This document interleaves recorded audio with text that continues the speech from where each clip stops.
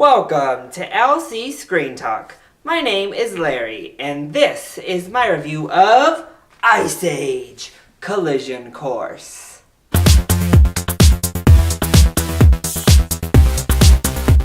So, I really enjoyed the first Ice Age film. I actually thought it was super cute, a nice little animated film. I thought the second one was alright, and then the third and fourth ones, not so much. And based on the trailers for Collision Course, I wasn't really looking forward to seeing this one either. But the fifth installment is a definite improvement over the last couple of Ice Age films. So yay on that, but it still has plenty of problems. So overall, not a mammoth-sized failure, but not the greatest family film either. So starting with the positives, the animation in this film is actually really done well. Some of the shots just look so fantastic, and I think they blended a really cartoony look with realistic movements and landscapes and fur really well. Like sometimes they would show the mammoths and their fur blowing in the wind. It looked amazing. And they mixed that in with a very fun animation style very well, and I thought that the entire animation across the board just looked gorgeous and it worked.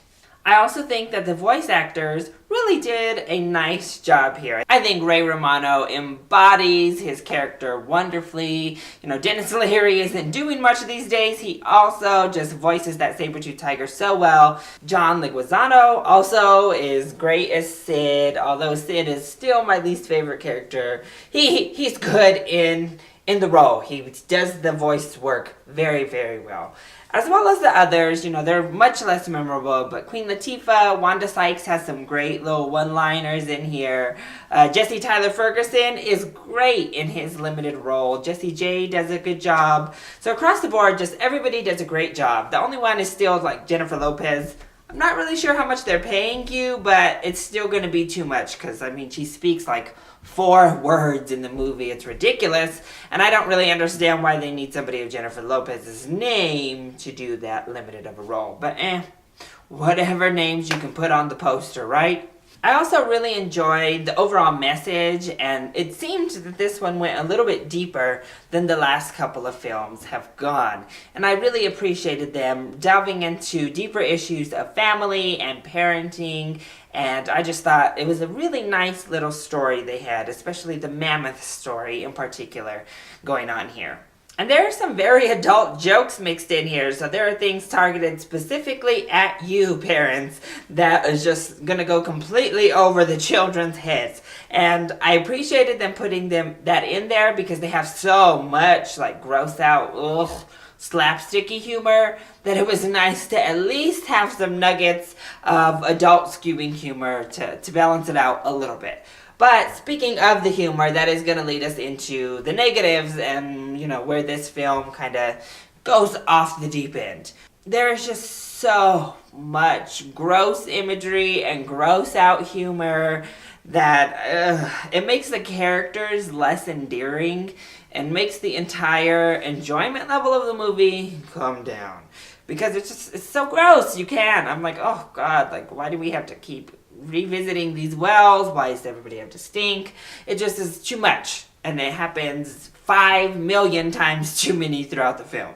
I also think that, you know, this little guy, this little squirrel scat, I think his storyline is really strange and really out of place. This isn't a spoiler because this is mainly what's in the trailers, but this whole spaceship thing is just like, what am I watching? Like, for one, these are all prehistoric animals, and, you know, this is set in the Ice Age. Why are we dealing with technological advancements and UFOs and other planets? It just was like, what? And oftentimes you're thinking, what?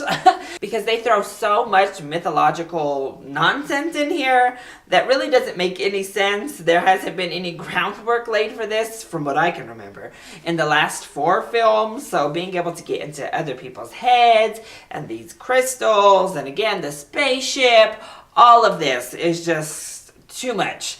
We thought we went there when there were dinosaurs, you know, hiding out and still alive in the Ice Age, but we really start to stretch it with some of the concepts they're trying to sell here. But overall, I really do think Ice Age Collision Course is a harmless, fun little movie. I think it's much better than the third and fourth Ice Age films.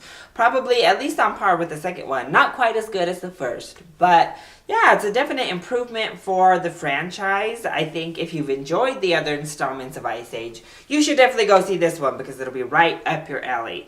And if you're just looking for something to do with the kids, catching a matinee of this wouldn't be the worst thing you can do. I think they'll enjoy it.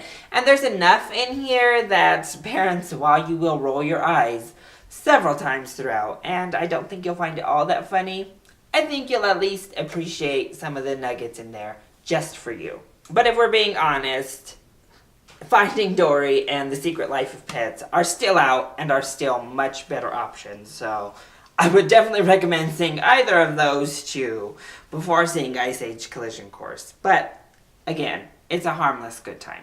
So that has been my review of Ice Age Collision Course. I hope you enjoyed it. If you did, go ahead, click like down below and subscribe to the channel so you are always up to date on our latest videos. Also, join in on the discussion. Are you excited to see Ice Age Collision Course? And what have you thought of the franchise as a whole? Which one of the previous 4 is your favorite? Let me know either in the comment section down below or hit me up on Twitter. I love you all so much for your continued support. Mwah! Thank you for watching, and I'll see you next time. Bye!